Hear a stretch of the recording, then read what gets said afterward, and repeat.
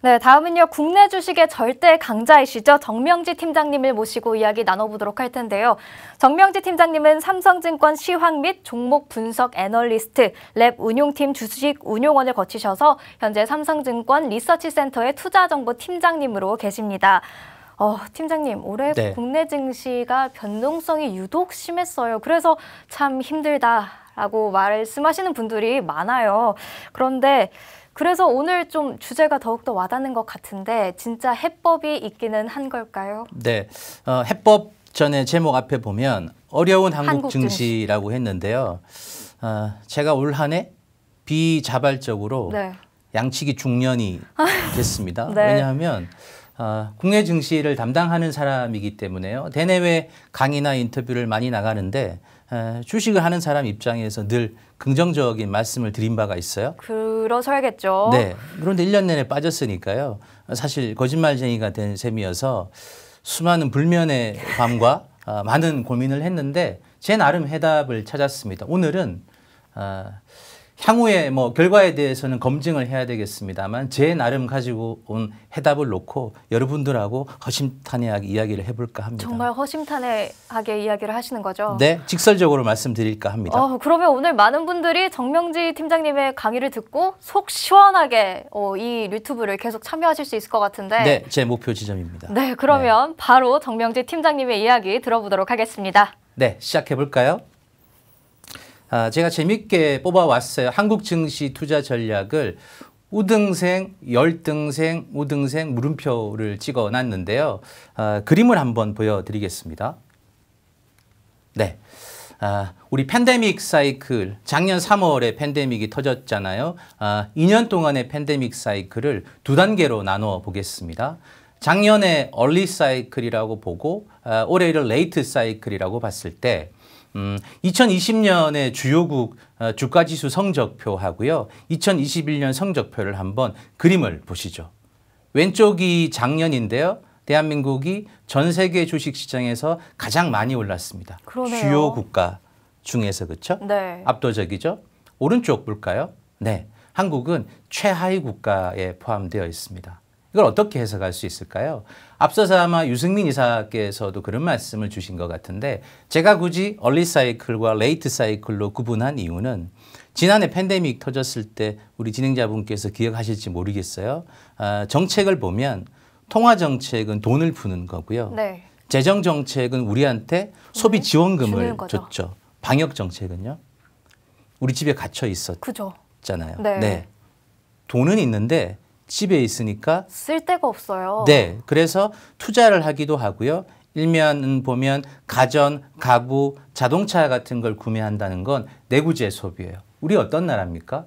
수출 국가잖아요. 네. 전 세계에서 가전과 가구와 자동차를 바꾸니까 팬데믹 얼리 사이클에 가장 좋은 국가는 한국인 거죠. 네. 그래서 보시면 한국과 대만이 아마 전 세계에서 가장 좋았을 겁니다. 한편으로 보면 수출을 하지 못하는 유럽이 전 세계 꼴찌였겠죠.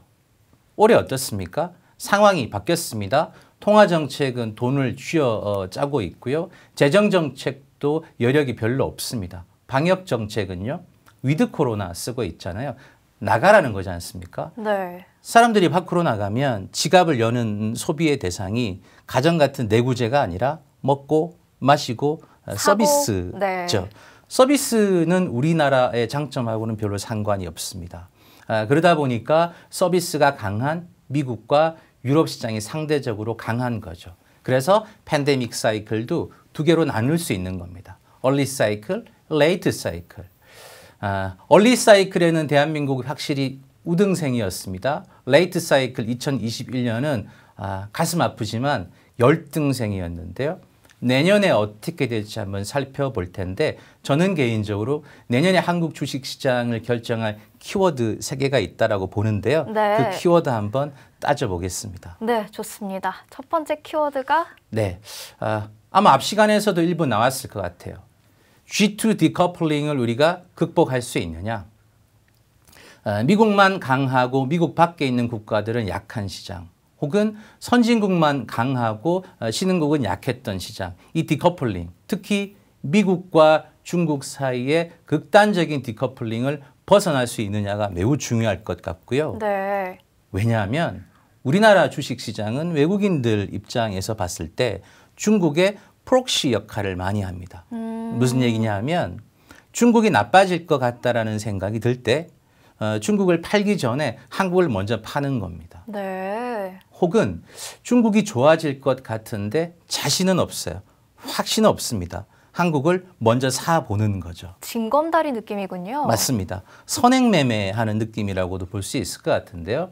그런 맥락에서 올 한 해 내내 미국은 좋고 중국은 나쁜 흐름에서 한국 주식시장을 외국인들이 중국의 프록시로서 먼저 팔았다라고도 볼 수 있을 겁니다. 그런 맥락에서 내년에는 이런 상황을 극복할 수 있을까라는 걸 한번 우리가 살펴볼 텐데요. 준비된 그림이 뭐냐 하면 올해 들어서 1월 달부터 현재까지 미국과 중국의 주식시장 흐름인데요. S&P 500과 상해 종합주가 지수입니다. 그림 보시면 연초까지는 미국과 중국이 유사하게 흘러갔습니다. 그런데 지금 보시면 완벽하게 그림이 달라져 있는 게 보이시나요? 네, 악어입이에요. 그렇죠. 네. 네, 악어입입니다. 그런데요. 잘 살펴보시면 끝자락을 살펴보시면 미국과 중국의 매우 흥미로운 포인트가 하나 나옵니다. 뭔가요? 괴리는 벌어져 있는데요. 미국은 고점에서 살짝 꺾이고 있고요. 중국은 지금 연중 고점을 트라이하고 있습니다. 묘하죠. 네. 간극은 벌어져 있습니다만 현재 시점만 놓고 보면 차이가 있습니다. 배경을 한번 살펴보면요. G2 주식시장이 차별화된 배경을 크게 세 가지 볼 수 있습니다. 통화정책과 방역정책과 경제 상황이 다르기 때문인데요. 저를 한번 잘 따라와 보세요. 미국과 중국의 통화정책부터 비교해 보면 12월이 되기 전입니다. 올 한 해 내내 놓고 보면 미국은 완화 정책을 썼죠. 돈을 풀었으니까요. 반면에 중국은 사실상 긴축 상태였습니다. 당연히 미국이 좋고 중국은 나빴겠죠. 방역 정책을 볼까요? 미국은 위드 코로나였습니다. 중국은 동계올림픽을 앞두고 제로 코로나였습니다. 맞습니다. 단 한 명의 코로나 확진자가 생겨도 폐쇄였죠. 도시를 봉쇄하죠. 네. 네, 당연히 중국이 좋을 리가 없습니다. 세 번째, 이 부분이 아마 한국 주식시장의 발목을 단단히 잡고 있었던 것 같은데 미국이든 중국이든 인플레이션 환경이라는 데는 뭐 차이가 없습니다. 그런데 미국의 경제를 설명할 때는 슬로우플레이션이라고 설명을 합니다. 인플레이션이지만 경제가 천천히 슬로우 성장을 한다는 거죠. 네. 중국은요 스태그플레이션입니다. 물가도 높은데 경기도 나쁩니다. 어떤 선택을 투자자 입장에서 하겠습니까? Buy 미국이죠. USA, Sell China. 그렇죠? 네, 맞습니다. 네. 그런 흐름에서 한국의 경기 민감주가 중국의 발목이 잡혀서 일제 약하다 보니 IT와 자동차, 바이오 이런 대표 수출 기업들이 살지 못하면 주식이 오르기가 어려웠는데 전차는 바틀렉, 병목 현상에 또 단단히 발목이 잡혔었죠. 네. 그러다 보니까 올 한 해 내내 저를 양치기 중년으로 만든 게 아닌가 이런 생각이 드는데요. 그러네요. 네. 이런데 변화가 생기고 있습니다. 조금 전에 보여드린 것처럼요. 주가가 설명을 하고 있는데 자, 통화 정책이 어떻게 바뀌었습니까? 미국은 완화에서 긴축으로 바뀌었죠. 중국은요. 지준율 인하했습니다. 사실상 긴축에서 완화로 정반대로 바뀌었습니까? 네. 네. 방역 정책 여전히 미국은 위드, 중국은 제로 코로나 정책을 쓰고 있습니다만 아마도요. 동계올림픽 2월 달에 있습니다. 동계올림픽이 끝나고 나면 3월에 양회가 있어요. 네. 정치 행사인데 여름에 항저우 아시안게임이 있고 가을 무렵에는 중국의 중앙정부가 정권 연장을 해야 합니다. 네. 그렇다면 타이트한 방역 정책으로 동계올림픽 끝내고 내면 그 다음엔 어떻게 바뀔까요? 조금 풀어줄까요? 네. 항저우 아시안 게임을 앞두고는 축제 분위기도 만들어야 되고요. 경기를 부양한 다음에 아름다운 시기에 정권을 연장해야 되지 않겠습니까? 네.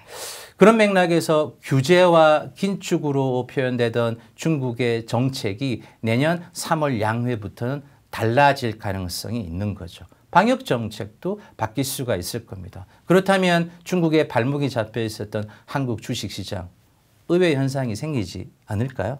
그럴 수도 있을 것 같아요. 네. 그럼 첫 번째 키워드에서 G2 디커플링은 조금씩 해소가 되고 있는 겁니다. 네. 두 번째 한번 살펴볼까요? 두 번째 키워드가 외국인 네. 수급이네요. 네. 정말 지긋지긋한 존재들인데요. 네. 작년부터 팔았으니까 2년 동안 정말 많이 팔았습니다. 제가 한번 계산을 해봤어요. 2020년 1월 달, 작년에 팬데믹 터졌을 때 1월 달부터 누적으로 계산하니까요. 코스피를 외국인이 51조 팔았습니다. 정말 많이 팔았는데 그중에 전기전자업종이 33조 원입니다. 와. 숫자 기억해 주세요. 코스피를 51조 팔았는데 그중에 전기전자를 33조 원입니다. 달리 표현하면 IT만 팔았다라고 보셔도 크게 차이가 없습니다. 절반 이상을 전기전자에서 팔았으니까요. 네, 실제로 작년에 코스피가 급등할 때는 시장 전반을 팔았습니다만 올해 들어서는 전기전자 업종만 팔았다고 보셔도 틀리지 않습니다. 그렇죠? 네. 그렇다면 거꾸로 이야기하면 전기전자만 팔았던 외국인이 한국의 IT를 사야 되는 어떤 환경이 조성된다면 한국 시장으로 돌아오는 것 아닐까요? 그럴 수 있겠네요. 네. IT만 팔았으니까 외국인 시각에서 한국의 IT를 살 수 있는 무언가 환경이 조성된다면 한국 시장 오를 수 있는 거고요. 외국인 돌아올 수 있는 겁니다. 제가 입증 하나 해드릴 텐데요. 그림 한번 잘 봐주세요. 노란색이 외국인의 전기전자업종 수급인데요. 계속해서 팔던 수급이 최근에 몇 달 동안 노란색 그림 어떻게 보이십니까? 조금 올랐어요. 네. 저 조금 오른 걸 저 부분만 떼어내서 3개월치를 보면 엄청나게 산 것처럼 보일 겁니다. 네. 실제로 최근에 외국인 투자자들은 전기전자 업종만 사고 있습니다. 전 밝게 보고 있고요. 왜 한국의 IT가 좋은지는 그 마지막 이전에 우리 이종욱 위원께서 말씀을 자세하게 해주시겠습니다만 저도 잠시 후에 디테일한 부분은 이야기해 보겠습니다. 어찌 됐든 간에 외국인 투자자들이 한국의 IT를 일방적으로 팔던 흐름은 바뀌고 있습니다. 사고 있습니다. 이유가 있을 겁니다. 그렇죠? 네. 세 번째 키워드예요. 개인적으로는 가장 중요하게 생각을 하는데 시장의 콘셉트가 뭐냐라는 겁니다. 이런 표현을 애널리스트로서 하기는 좀 쉽지 않습니다만 지금의 주식시장은요.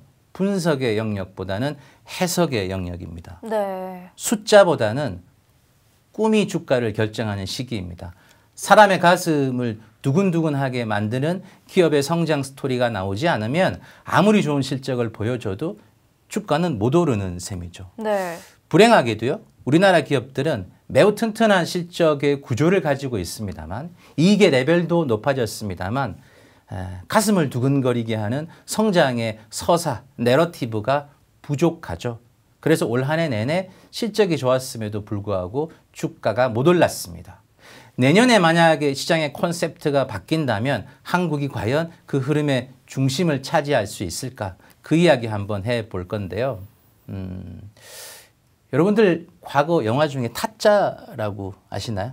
도박하는. 네, 압니다. 네. 세상 어디에나 설계자들은 존재합니다. 그렇죠? 설계자들이 판을 깔고요. 처음에는 설계자들이 돈을 벌어 가죠. 시간이 지나면 그 설계자도 조력자가 필요합니다. 네. 파트너. 네. 그렇죠? 잘 이해를 하는 파트너. 올 한 해 전 세계 주식시장은 설계자들만 주가가 올랐습니다. 바로 미국의 빅테크 기업들이죠. 그림 한번 봐주시면요. 저도 자료를 준비하면서 정말 놀랐습니다. 진행자께서도 숫자를 잘 봐주셨으면 좋겠는데 네. 마켓 셰프, 제가 생각하는 미국의 설계자들 7개 기업을 뽑아보면 애플, 마이크로소프트, 알파벳, 아마존, 테슬라, 엔비디아, AMD 이 7개 종목의 시가총액을 가지고 온 건데요. 2000년 3월 23일 날 미국 주가지수가 최저치일 때입니다. 그때 저 7개 종목의 시가총액 합산이 4,700조. 당시에도 어마어마하죠. 그러네요. 지금은요. 1경 2,800조가 됐습니다. 경이라는 숫자가 나오는군요. 경이롭죠. 네, 그러네요. 경이롭습니다. 저는 주식을 하면서 경이라는 단위를 쓸 수 있을까라는 생각은 단 한 번도 해본 적이 없습니다. 정말요? 근데 네. 그걸 지금 꼽으신 7가지 종목에 해냈네요. 네. 여기서 중요한 건요. 1년 전 3월 달에 저 7개 기업의 시가총액 대비해서 12월 15일 현재 시가총액의 증분만 하더라도 8천조라는 겁니다. 우리나라 시가총액의 거의 5배 가까이 되는 셈이죠. 네. 저 7개 기업의 시가총액이 아니라 시가총액 증분만 하더라도. 증분만요. 네. 그림을 한번 다시 돌아와 보면 제가 이 이야기를 왜 하냐. 조금 전에 말씀드렸습니다. 2021년의 주식시장은 분석이 아니라 해석의 영역이었고요. 숫자보다는 꿈의 영역이었습니다. 저 7개 기업은요. 미국의 7개 기업들은 설계자에 해당이 되고 꿈을 가지고 있는 기업이었고요. 파괴적인 혁신 기업이자 포식자들이었습니다. 네. 통상 주식시장에서요. 앞서 제가 내러티브를 서사라는 말씀을 드렸는데 스토리텔링이 되는 기업들은 숫자가 나오지 않아도 주식은 오릅니다. 네. 그런데 소위 우리가 텐베거 10루타라고 표현하는데요. 10배짜리 주식이 나오려면 그 꿈이 스토리텔링이 내러티브가 숫자로 입증되는 순간 주가는 10배가 오르는 거죠. 네. 네. 미국 기업들 중에 테슬라가 가장 대표적이겠죠. 2020년에 테슬라는 내러티브만 있었어요. 숫자가 없었습니다. 올해 테슬라는 숫자로 입증을 했죠. 네. 10배짜리 주식이 된 것 같은데요. 한국 주식 이야기하는 사람이 왜 미국 주식만 말하느냐라고 생각하실 수 있는데 이유가 있습니다. 자, 지금까지는 저 설계자들이 주목받는 시장이었고요. 그러다 보니까 미국만 좋고 빅테크만 좋은 티나 There is no alternative였는데 이제 그 조력자들이 주목을 받을 시기가 왔다. 조력자 하면 누굴까요? 네, 저렇게 돈을 많이 번 혁신적인 파괴적인 포식자들이요. 2년 동안 팬데믹 기간 동안 벌어들인 돈으로 향후에 어디 투자를 할까? 새로운 이종 산업에 진출을 할 때 누구와 손을 잡을까를 한번 생각해 보면 사실은 한국, 중국, 대만, 일본 정도가 있을 텐데요. 지금 미국의 빅테크 기업들이 빅테크 아니더라도 유수의 기업들이 중국과 과연 손을 잡을 수 있을까? 어려울 것 같죠. 네. 왜냐하면 기업 입장에서 부품과 소재를 거래를 할 때는 3가지 정도 조건이 있을 겁니다. 싸냐? 퀄리티가 높으냐? 나하고 거래를 지속할 수 있는 거래 안정성이 있느냐? 그렇죠? 중국 기업들 품질 많이 좋아졌습니다. 싼 건 뭐 가장 유명하죠. 거래 연속성이 담보가 될까요? 그게 저도 제일 문제인 것 같아요. 네. 비즈니스가 아니라 외교적인, 정치적인 영역에 진입을 했기 때문에 거래 연속성이 어렵습니다. 안 그래도 코로나 때문에 바틀렉을 경험한 기업들 입장에서 부품 하나가 없어서 공장이 셧다운되는 걸 경험했지 않습니까? 가격보다 퀄리티보다 거래 연속성이 더 좋아질 수도 있습니다. 네. 바로 이 거래 연속성 부분이 글로벌 밸류 체인을 바꿀 수도 있을 것 같고요. 미국의 동맹국 중에 싸진 않지만 퀄리티가 높은데 거래 연속성을 담보할 수 있는 국가가 어디에 있을까요? 우리나라요? 네, 우리나라 아니겠습니까? 물론 대만이 있을 텐데 이미 대만은 미국과 너무 많은 거래를 하고 있기 때문에 저는 한국이 주목을 받을 거라고 생각합니다. 네. 그림으로 돌아와 보면요. 그래서 8,100조 원이나 시가총액이 증가한 저 미국의 설계자들, 선수들, 포식자들이 누구를 파트너로 선택할 거냐 했을 때 한국일 거다라고 생각을 하고요. 자, 저 위대한 설계자들과 한국 기업들이 손을 잡는다고 소문이 났을 때 주가가 얼마나 올랐는지 한번 보여드리죠. 네. 제가 제목을 이렇게 썼네요. 설계와 생산, 조력자를 생산이라고 표현을 했는데 미국 기업들은 직접 생산은 잘 하지 않습니다. 설계를 하면요. 잘 설계대로 구현할 수 있는 기업들이 필요한데 한국 기업들이라고 보는 거고요. 자, 보시죠. 미국의 넘버원 설계자들과 한국 기업이 파트너가 된다고 소문만 났을 때 주가가 어땠는지. 소문만 났을 때 맞나요? 네.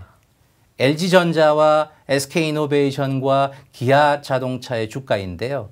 회색 음영 처리됐을 때가 언제냐 하면 작년 12월 23일부터 올해 1월 중순까지였습니다. 빨간색의 LG전자는요. 작년 크리스마스 이브를 하루 앞둔 12월 23일 날 상한가를 갔습니다. 네. 그때 LG전자가 스마트폰을 철수하면서 애플카를 만들 수 있다라는 보도가 났고요. 네. 언론에서는 어떻게 표현했냐면 광모클로스라고 했습니다. 광모클로스요. 네. 산타클로스를 네. 네. LG그룹의 구광모 회장님을 산타클로스에 비유를 해서 광모클로스가 투자자한테 선물을 줬다. 이렇게 해서 LG전자가 각광받았던 적이 있고요. SK이노베이션은 미국 조지아에 공장을 짓는다고 해서 주가가 급등한 바가 있고요. 기아자동차도 조지아 때문에 주가가 올랐습니다. 왜 갑자기 조지아냐? 애플이 전기차를 만든다고 했을 때 공장을 직접 지을 일은 없으니까 미국 안에서 캐파, 여유를 가지고 있는 회사가 어디 있을까? 기아가 조지아에 공장이 있는데 공장 부지 여유가 있던데 더 지어서 애플카 만들지 않을까? 바로 옆에 만도 공장이 있던데 바로 옆에 SK이노베이션 배터리 공장이 있던데 애플카 만드는구나. 이런 이야기들이 나왔었고요. 네. 이러면서 주가가 급등했었습니다. 사실관계는 모르겠습니다.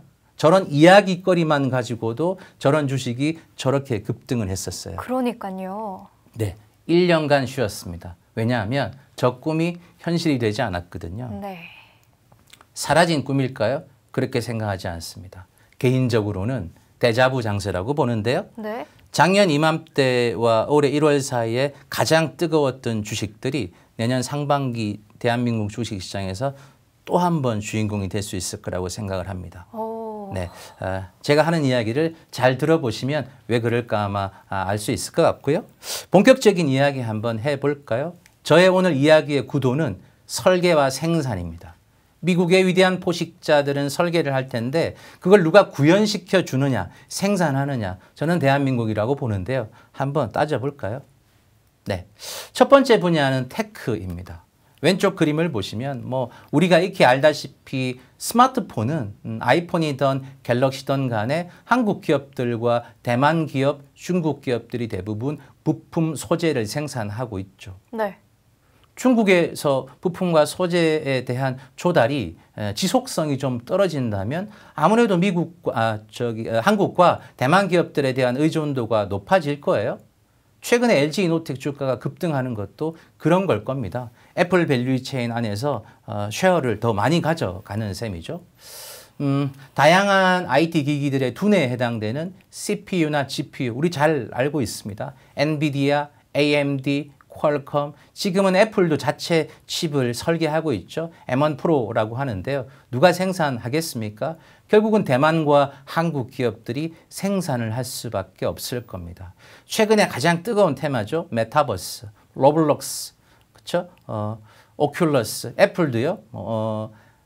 AR, 증강현실, VR, 가상현실, 최근에 XR이라고 해서 확장현실도 이야기하고 있는데 이런 것들을 구현하기 위한 하드웨어, 그다음에 인프라도 이야기가 되고 있습니다. 투자를 하고 있는데 누가 하겠습니까? 네, 한국과 대만 기업들이 주인공일 가능성이 높다라는 겁니다. 네. 그래서요, 다시 한번 강조드립니다. 설계자들은 직접 생산하지 않습니다. 조력자가 필요한데 중국이 상당 부분 이탈을 하고 있습니다. 정치, 외교적인 환경 때문에요. 그렇죠? 네. 그런 맥락에서 이미 대만과는 밀착 관계입니다. 한국 기업들이 주목을 받을 수밖에 없을 거다. 한국의 테크 기업들은 바틀렉이 해소되는 시점에 밸류에이션 리레이팅이 나올 가능성이 대단히 높다. 저는 그렇게 생각을 합니다. 두 번째 주제 볼까요? 모빌리티, 자동차에 대한 부분인데요. 저도 얼마 전에 차를 하나 샀습니다. 그러셨어요. 소비했는데요. 네. 이런 말씀을 드리고 싶어요. 우리가 기존의 자동차 기업들은요, 돈을 버는 방식이 직접 만들어서 소비자한테 파는 것밖에 없었습니다. 네. 세단이냐 SUV냐, 세그먼트가 A, B, C 소형 세그먼트냐 아니면 고가의 세그먼트냐, 럭셔리카냐, 패밀리카냐 이런 정도의 구분을 할 수 있었어요. 같은 돈으로 내가 독일 3사 자동차를 살까? 내수 시장에 있는 브랜드 중에 조금 더 옵션이 많은 걸 살까? 어쨌든 기업은 자동차를 만들어서 소비자한테 딜러를 통해서 파는 방식이 거의 모든 것이었습니다. 세상이 바뀌었는데요. 그림을 한번 보여드리죠. 새로운 시장이 생겼습니다. 좌측에 보시면 자동차 기업들한테 새로운 고객이 생긴 건데요. 빅테크와 커머스와 홀셀입니다. 간단하게 말씀드려보면 자, 애플이, 아마존이, 구글이 자동차 시장에 진출을 한다고 쳐보겠습니다. 가정이에요. 직접 공장을 만들어서 노동자를 고용해서 자동차를 생산할까요? 절대 그럴 리가 없다고 생각합니다. 왜냐하면 전 세계 웬만한 국가의 선진 국가의 자동차 회사들은 대부분이 있는데요. 망하지 않습니다. 왜냐하면 기간 산업이기 때문입니다. 엄청난 고용을 유발하기 때문에요. 자동차는 망하지 않습니다. 공적 자금 투입되니까요. 그런 맥락에서 보면 고용을 담보해야 되는 그런 시장에 빅테크 기업들이 들어온다고요? 설마요. 네. 네. 자금, 설계를 통해서 가장 뛰어난 조력자를 찾을 겁니다. 그렇죠? 또 한 가지, 커머스. 얼마 전에 리비안이 상장했지 않습니까? 아마존의 파트너잖아요. 쿠팡, 네이버, 카카오 이런 기업들이 배달용 차량, 이커머스용, 커머스용 배달 차량을 만들 때 로고를 찍고 싶어 합니다. 현대 로고가 아니에요. 기아의 엠블럼이 아닙니다. 토요타의 엠블럼이 아니죠. 쿠팡의 엠블럼을 찍고 네이버의 로고를 찍어서 배송용 차량을 전기차인데 자율주행으로 만들려면 쿠팡이 직접 자동차 공장을 만들까요? 아닐 것 같아요. 네. 그런 맥락에서요. 자동차 기업들한테는 새로운 시장이 하나 생긴 겁니다. 그렇죠. 네. 그 부분이 바로 커머스고요. 마지막으로 대단히 흥미로운 부분인데 홀세일이에요. 얼마 전에 그 테슬라가 허츠라고 하는 그 미국의 렌터카 회사랑 계약을 하면서 주가가 급등한 적이 있는데요. 네. 마찬가지예요. 우리 카카오 택시, 그렇죠? 네. 이런 뭐 다양한 렌터카 이런 기업들 입장에서 특히 렌터카 회사가 그래요. 우리 렌터카 빌리면 여러분들 자동차 소중하게 다루시나요? 함부로 다루시나요? 사람 어떤 분이냐에 따라 조금 다를 것 같기는 한데 본인 차만큼 소중하게 다루시는 분들은 조금 적지 않을까. 네, 맞습니다. 자동차는요. 비쌀수록 감가상각이 빠르게 되죠. 네. 렌터카는요. 소유의 개념보다는 계속해서 누군가 사용자가 바뀌지 않습니까? 네. 함부로 타고 시간이 지나면 감가상각이 되어서 자동차의 가치가 떨어질 겁니다. 만약에 렌터카 회사 입장에서요. 자동차 감가상각을 덜 떨어지게 하는 수단이 있다면 기업 가치 자체를 높이는 게 아닐까요? 그렇죠. 네. 지금까지 새로운 기능이 장착된 자동차를 타고 싶으면 우리가 쓸 수 있는 수단은 그 기능이 포함된 그 옵션이 포함된 자동차를 새로 사야 합니다. 테슬라는 어떻게 하죠? 우리가 자는 사이에 OTA라고 하잖아요. 그렇죠? 소프트웨어를 업그레이드 해주면 기능이 새로 생깁니다. 네. 네. 만약에 전기차이면서 자율주행이고 소프트웨어로 완벽하게 업그레이드를 시켜줄 수 있는 자동차를 렌터카 회사들이 샀다면 렌터카 회사가 가지고 있는 자동차의 감가상각은 지금과 비교해서 어떨까요? 떨어질 것 매우 천천히 감가상각이 되겠죠. 네. 가치가 높아지는 겁니다. 전기차이면서 자율주행차이면서 소프트웨어로 움직이는 자동차를 모두가 렌터카 타보고 회사들이 싶은 차잖아요. 안 살 이유가 없죠. 그래서 지금 가장 빨리 렌터카 기업들이 전기차 구매하고 있는 겁니다. 택시들도 마찬가지일 것 같아요. 전혀 새로운 시장이 하나 생긴 셈이죠. 네. 그렇죠. 네. 화면으로 한번 돌아와 보시면 자 어찌됐든 간에 저런 빅테크 기업들, 커머스 기업들, 렌터카 회사들, 택시 회사들이 본인들이 직접 자동차 공장을 만들어서 차를 생산할 거냐라는 문제입니다. 아니지 않겠습니까? 누군가 선택을 할 텐데 대신 생산해 줄 수 있는 회사들요. 네. 국내에 준비가 되어 있지 않습니까?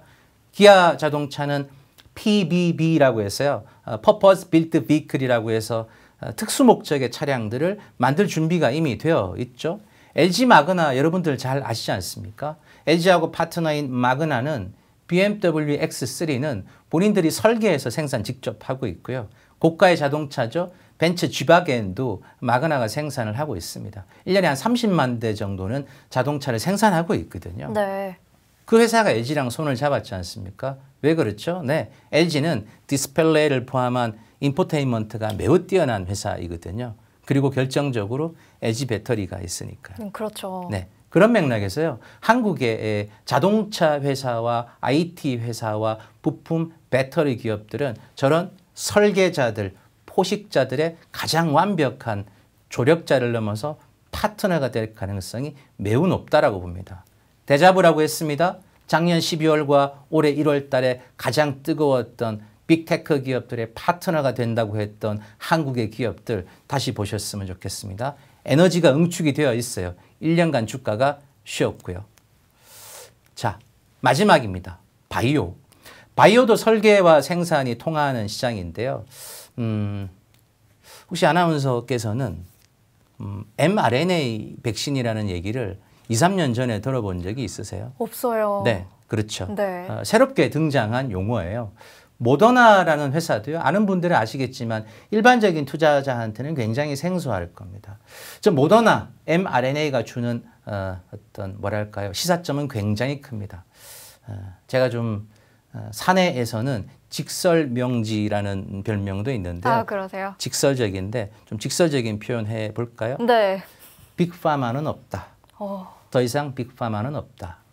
연구 개발과 생산과 마케팅을 한꺼번에 하는 빅파마는 이제 없다. 다 분산되는 건가요? 조금 양보할까요? 분산까지는 아닌데 이를테면 이런 겁니다. 코로나가 터지고 나서 제약 바이오 업계의 가장 큰 변화는 어떤 변이 바이러스에 대해서 가장 빠른 시간 안에 설계를 하고 가장 싼 가격으로 가장 많이 적시에 생산을 할 수 있느냐가 돼버렸습니다. 네. 그런데 R&D도 하고 생산도 하고 마케팅도 하는 회사가 속도가 빠르겠습니까? 조금 느릴 수 있겠죠. 많이 느릴 겁니다. 그런 맥락에서 분화가 될 거라고 생각을 하는데요. 그래서 바야흐로 CDMO 전성시대가 왔다고 생각합니다. 좀 어렵죠? CRO 위탁 연구입니다. CDO Development 위탁 개발입니다. CMO 네, Manufacture 위탁 생산입니다. 한국의 기업들은요, 이 CDMO에 최적화되어 있습니다. 네. 삼성 바이오로직스가요, 올해 들어서 정정 공시를 10번 이상 했는데요. 그 정정 공시의 내용이 뭐냐 하면 기존에 계약했던 생산 규모를 증가시키는 겁니다. 무슨 이야기일까요? 새로운 변이 바이러스, 새로운 질병에 대해서 제2의 모더나 같은 기업들, 바이오 벤처일 겁니다. 빠른 속도로 연구 개발을 합니다. 그런데 생산 시설이 없죠. 누구한테 오겠습니까? 삼성 바이오로 왔네요. 한국에 오는 겁니다. 그렇죠? 그래서 저 mRNA 백신은 소위 CDMO를 플랫폼화 시켜서요. 한국의 제약 바이오 업계에 센세이셔널 현상을 가지고 올 거다라고 생각을 합니다. 또 한 가지가 있어요. 우리 항체의약품은 기존에도 CMO 기업들이 워낙 위탁 생산을 잘 해오기도 했는데 한 가지가 더 있습니다. 바이오에 보시면 합성의약품이 있었고요. 두 번째로 바이오의약품이 생겼죠. 제3의 세대가, 제3세대가 생겼죠. 세포유전자 치료제 시대가 열렸는데 이것도 아마 mRNA가 등장하면서 생긴 흐름이라고 생각을 하는데요. 저것도 일종의 플랫폼입니다. 연구 개발 단계부터요. 생산 단계까지 시약도 줘야 되고 개발도 병행해주고 생산까지 해야 되는데요. ST팜 같은 기업들, SK그룹이 매우 잘하고 있습니다. 네. 그 반도체 업계 TSMC 같은 기업들이 한국에 크던 작던 매우 준비가 잘 되어 있습니까? 어떠세요? 제 이야기처럼 어떤 바이오 벤처가 설계를 하던 간에 생산은 한국이 제일 잘할 것 같다는 생각이 드십니까? 저는 좀 자신이 있습니다. 바이오도요, 설계와 생산이 통하는 시대가 왔고 그 생산은 한국이 제일 잘할 것 같습니다. 자, 마침 바이오 이야기 한 김에요. 제가 이벤트를 하나 말씀드릴 텐데 1월 달에는 바이오 업계를 뜨겁게 달아오르게 하는 이벤트가 하나 있습니다. JP 모건 헬스케어 컨퍼런스라는 건데요. 매년 1월 초에 열립니다. 올해는 1월 10일에 열릴 거고요. 원래 샌프란시스코에서 하는데 아마 코로나 때문에 비대면으로 할 가능성은 높은 것 같군요. 네. 저 행사에서 다양한 국내 기업들이 참여를 하고요. 자신들이 가지고 있는 신약에 대한 파이프라인을 라이센스 아웃, 엘로 하면서 수출을 하기도 하는 행사입니다. 네. 올해 매우 중요할 것 같고요. 국내 기업들이 기조연설도 하고 매우 많이 참여를 합니다. 과거에 JP모건 헬스케어가 있을 때마다 제약 바이오의 스타 기업들이 등장했는데요. 볼까요? 2015년에는 표적 항암제가 막 떴었어요. 한미약품 기술 라이센스 아웃하면서 주가가 급등했었고요. 당시에 10배, 10배 가까이 올랐던 것 같습니다. 2017년에는 면역 항암제가 뜨거웠던 것 같고 2019년에는 에스테틱, 그렇죠? 작년에는 코로나 진단, 올해는 백신 관련된 기업들이 좋았습니다. 내년에 뭐가 주인공인지는 잘 모르겠습니다만 어쨌든 제약 바이오 업계 또 하나의 뜨거운 바람이 불 텐데요. 조금 전에 말씀드렸습니다. 이제는 CDMO 대세가 됐습니다. 한국의 CDMO 기업들을 잘 봐주셨으면 좋겠군요.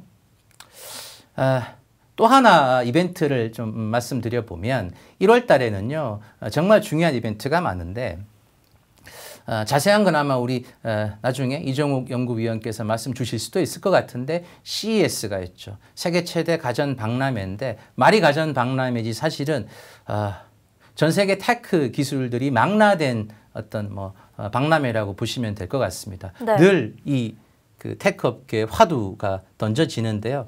같이 한번 보실까요? 네. 올해 탑픽스 중간에 있습니다. 모빌리티, 스마트홈, 메타버스, 블록체인, 우주도 우주, 있네요. 네, 디지털 헬스케어 이런 여러 가지 단어들이 있는데 제가 일본에다가 모빌리티를 가지고 온 이유는 올해 CES는 자동차가 주인공일 가능성이 높아 보입니다. 네. 왜냐하면 왜죠? 앞서서 제가 2년 동안 저 파괴적인 포식자들이 미국의 설계자들이 돈을 많이 벌었다고 말씀드렸잖아요. 네. 그 기업들이 속한 산업이 대부분 플랫폼이거나 테크죠. 네. 이종 산업에 진출한다면 누구를 잡아 먹으려고 나갈까요? 네. 모빌리티.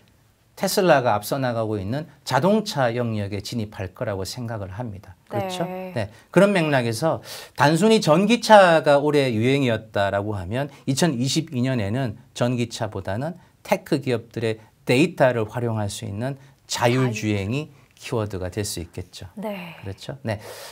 한번 그림을 좀 봐주시면 과거에 CES 하고 나서요. 스타 종목들이 어땠는지 한번 볼까요? 맨 왼쪽에 한번 그림 보시면 2015년에는 MC넥스라는 회사가 250% 연간 주가가 올랐었고요. 2017년에는 포스코 케미칼, 2차 전지 음극재 회사죠. 2022년에는 LNF가 240% 올랐죠. 2차 전지 양극재 회사입니다. 올해는 위메이드가 올랐는데요. 자, 2015년, 17년, 20년 주제는 CES 가전 박람회인데 주인공들은 IT 회사인가요? 자동차 연관된 회사들인가요? 네, 대부분 모빌리티와 관련된 기업들이 스타였습니다. 그러네요. 네, 내년에는 더 그럴 가능성이 대단히 높습니다. 또 한 가지 정말 오랜만에 우리나라의 거인이죠. 그 CES에 참여를 하는데 삼성전자가 최근에 굉장히 큰 변화를 보여주고 있습니다. 네. 투자를 시작을 했고요. 캐펙스뿐만이 아니라 M&A에 대해서도 오픈 마인드를 가지고 있는 것 같은데 삼성이 어떻게 움직이는 것도 잘 살펴보셨으면 좋겠습니다. 네. 이렇게 랩업을 해보면 이렇습니다. 우리나라 주식시장이 2021년에 열등생이었는데 작년에는 우등생, 올해는 열등생이었는데 내년에 어떻게 될까 하면 생각을 해보면 세 가지를 확인해야 된다. 중국과 미국의 디커플링이 해소될 수 있을까? 일방적으로 팔던 외국인이 돌아올 수 있을까? 세 번의 시장의 콘셉트가 설계자들만 꿈만 좋아하는 서사만 좋아하는 내러티브만 주가에 반영되는 시기에서 조력자들도 빛날 수 있는 시장의 콘셉트가 될까? 이런 건데요. 저는 될 거라고 생각을 하는 거고요. 테크와 모빌리티와 바이오에 집중을 하자 이렇게 말씀드리는 겁니다. 자, 마지막이에요. 저는 직설적이라고 말씀드렸으니까요. 그렇죠. 네, 저희가 생각하는 탑픽스를 가지고 와 봤습니다. 유망 종목 8선인데요. 앞서 주제 세 가지였습니다. 테크와 모빌리티와 바이오입니다. 테크는 삼성전자, LG전자, LG이노텍 뽑아왔는데요. 네, 10만 전자를 향해 가던 삼성전자 여러분들 실망하신 것 알고 있습니다. 그런데요. 긴축 사이클에서 이 미국의 설계자들이 주춤주춤할 때 예뻐 보이는 주식이 삼성전자일 수밖에 없습니다. 최근에 미국의 마이크론 주가가 올라오는 것도 그런 배경이겠죠. 보수적이던 삼성전자 바뀌고 있습니다. 또 한 가지요. LG전자 4분기 실적 안 좋을 거라고 봅니다. 그런데요. 실적은 지나간 일일 겁니다. 1월 달에 다시 한번 자동차 전장 부분이 주목받을 가능성이 높다라고 생각합니다. 네. 주가는 이미 실패한 기업처럼 빠져 있습니다. 네. 지금은 다시 주목을 좀 해야 될 것 같고요. 뭐 가장 뜨거운 기업이죠. LG 이노텍. XR 확장 현실이 됐던 메타버스가 됐던 자율주행이 됐던 핵심은 카메라지 않겠습니까? LG 이노텍 보셔야 될 것 같고요. 모빌리티에서는 기아 SK이노베이션과 현대 오토에버를 가지고 왔는데 기아와 SK이노베이션은 잘 아실 것 같아서요. 현대 오토에버 얘기를 좀 할까 하는데 재미있습니다. 어젠가요? 그저께인가요? 현대차 그룹 인사 발표가 났는데 네네. 지금의 현대차 그룹을 가장 설명하는 두 분의 외국인 CEO가 물러났습니다. 알버트 생각이 안 나네. 성함이 누구시죠? 갑자기 생각이 안 나는데 현대차의 하드웨어를 획기적으로 바꾸신 분인데요. 그분하고 그다음에 피터 슈라이어라고 하죠. 기아의 디자인을 가지고 오신 분인데 두 분이 물러나셨습니다. 현직에서요. 무슨 말일까요? 네, 현대기아차의 하드웨어와 현대기아차의 디자인은 이미 글로벌 탑으로 왔다는 얘기입니다. 참고로요. 팬데믹 터지기 전에 2019년에 현대기아의 판매 대수가 전 세계 7등 정도였는데요. 네. 지금은 3등입니다. 많이 올라왔네요. 네. 현대기아 위에 있는 두 개는 폭스바겐과 토요타밖에 없는데 전 그건 이기기 어렵다라고 생각을 합니다. 네. 그렇다면 하드웨어와 디자인 측면에서 이미 정점을 형성했다면 현대기아가 어디로 갈까요? 10년 전에 현대기아차 주식들이 10배 가까이 올랐을 때 가장 뜨거웠던 주식은 현대모비스였습니다. 왜? 현대차가 판매 대수가 급증할 때 그 부품을 모비스가 공급했기 때문에요. 레버리지 효과가 컸습니다. 지금 현대기아가 하고자 하는 건 판매 대수가 아닙니다. 뭔가요? 네, 현대기아도 드디어 데이터를 다루어서 자율주행을 하고 싶어 하는 겁니다. 소프트웨어를 할 수 있는 자동차 회사가 되고 싶어 하는 겁니다. 10년 전에 현대모비스가 어디 있을까를 찾으면 템베고의 주식이 나올 수 있는데요. 제가 아는 한 현대기아차 그룹에서 소프트웨어를 다루는 유일한 기업은 현대오토에버에 있습니다. 준비된 표를 한번 보시면 입증을 할 수가 있는데요. 맨 오른쪽이 내년 예상 PER과 PBR이 있는데 기아자동차의 PER이 6.4배에 PBR이 0.9배 싸죠. 네. 현대오토에버는 PER이 34배, PBR이 4.6배 비싸죠. 기아에 비해 많이 높네요. 많이 비싸죠. 네. 우리나라 주식이 아닌 겁니다. 네. 데이터를 다루고 소프트웨어를 하는 기업들은 하드웨어 기업하고 차원이 다른 밸류에이션을 받는데요. 국내에서 오토에버가 그렇습니다. 관심 있게 보셨으면 좋겠고요. 조금 전에 바이오에 대해서는 충분히 설명을 드렸기 때문에 삼성 바이오로직스와 ST팜, CDMO의 크고 작은 핵심 기업이다. 이렇게 보시면 될 것 같습니다. 네. 앞서 유승민 이사님보다 제가 좀 많은 시간을 활용을 했는데요. 양해를 부탁드리겠습니다. 왜냐하면 1년 내내 빠진 시장 아니겠습니까? 불면의 밤을 보낸 제가 얼마나 하고 싶은 말이 많았을까요? 시간 조금 많이 뺏었는데 우리 투자자분들께서 양해해 주셨으면 좋겠습니다. 아니요, 투자자분들이요. 너무 좋아하셨습니다. 여기 제가 댓글창을 보면요. 오히려 명지 셰프님의 강의를 10분 놓쳤다고 아쉬워하시는 분들도 좀 계셨고요. 감사합니다. 네, 귀에 쏙쏙 들어온다. 이해가 너무 잘 된다라는 댓글도 굉장히 많았습니다. 설명을 잘 하신다고요. 네, 감사합니다. 네, 그래서 모두들 유익한 시간을 보내셨을 것 같은데요. 제가 올라오는 질문들을 좀 보고 있었습니다. 봤더니 아까 골라주신 테마라고 해야 되나요? 토픽 중에서 우주.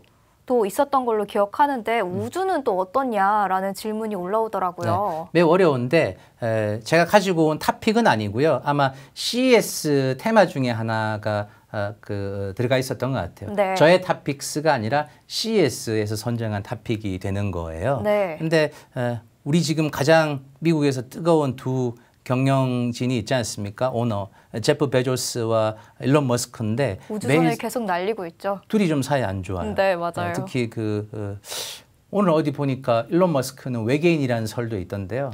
일론 머스크가 제프 베조스를 계속 공격을 하지 않습니까? 네. 근데 어쨌든 그 두 사람이 파괴적으로 포식자처럼 돈을 벌어서요. 드디어 우주를 이야기하고 있으니까요. 그런 맥락에서 아마 화두가 될 것 같긴 한데 아시다시피 국내 기업 중에 대형주는 없습니다. 네. 작은 회사들이어서요. 이 시간에 다수의 투자자분들한테 어떤 회사가 우주와 관련이 있습니다라고 말씀드리기는 조금 무리가 있는 것 같고요.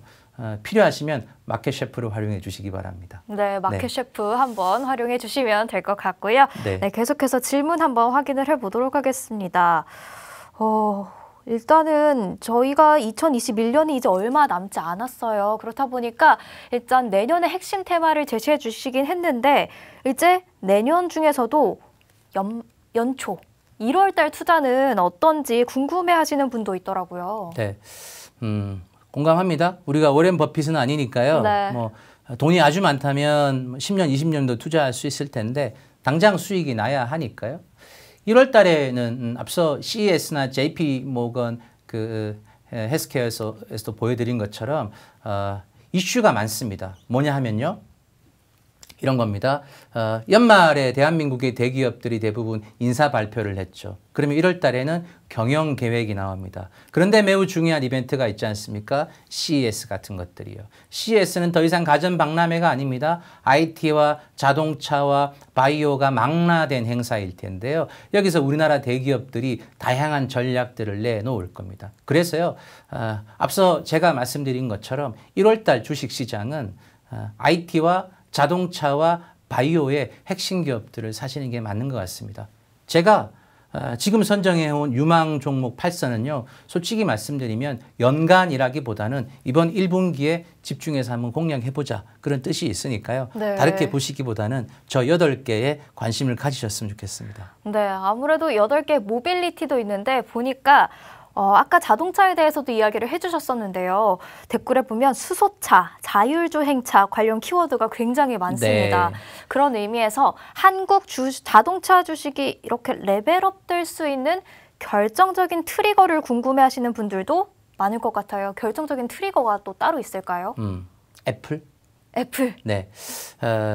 결국 투자자들은 앞서 말씀드린 것처럼 꿈을 좋아하고요. 내러티브, 서사 구조가 나와야 됩니다. 가슴을 두근거리게 해야 되는데 차를 잘 만들고 잘 팔리고 이익이 많이 나는 것 가지고는 주가가 오르기 어렵다는 걸 올 한 해 내내 우리가 확인을 했죠. 맞죠. 기아자동차의 PR이 6.4배라는 건 참 마음이 아플 정도예요. 사상 최대 실적에도 불구하고요. 네. 그렇다면 이야기가 나와야 됩니다.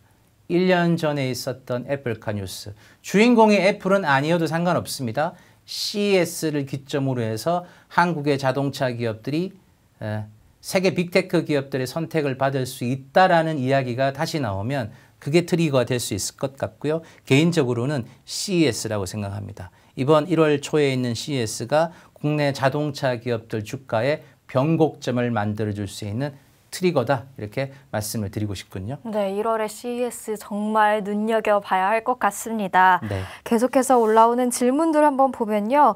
아까 보니까 메타버스에 대한 이야기도 좀 있기는 하더라고요. 올해 좀 시장이 어렵긴 했지만 메타버스 같은 특정 테마주는 또 많이 오르기도 했었거든요.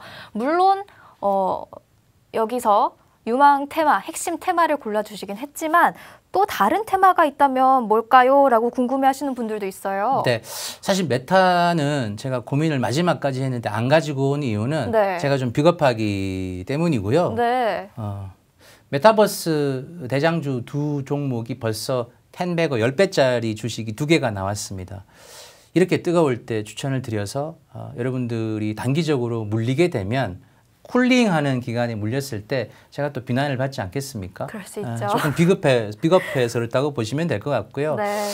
메타버스만큼은 아니지만 연초에 한번 봐야 될 테마가 연초에는 아마 자율주행이 가장 뜨거울 것 같고요. 개인적으로 연간을 놓고 봤을 때는 수소 테마를 좀 보셨으면 좋겠는데 수소차가 아니라 에너지원으로서의 수소 밸류체인들은 관심 있게 보셔야 될 것 같고요. 네. 이유는 우리나라는 에너지가 없는 국가이기 때문에 그렇죠. 네, 채굴량, 그러니까 보유량을 가지고 있지 않으면서도 에너지 원으로 쓸 수 있는 기술만 있으면 에너지를 만들 수 있는 수소에 대해서는 아마 정부가 관심을 가질 수밖에 없을 것 같고 기업들도 관심을 가지고 투자를 해야 될 거기 때문에 수소와 자율주행 이런 정도가 어떨까 제안을 드리고 싶습니다.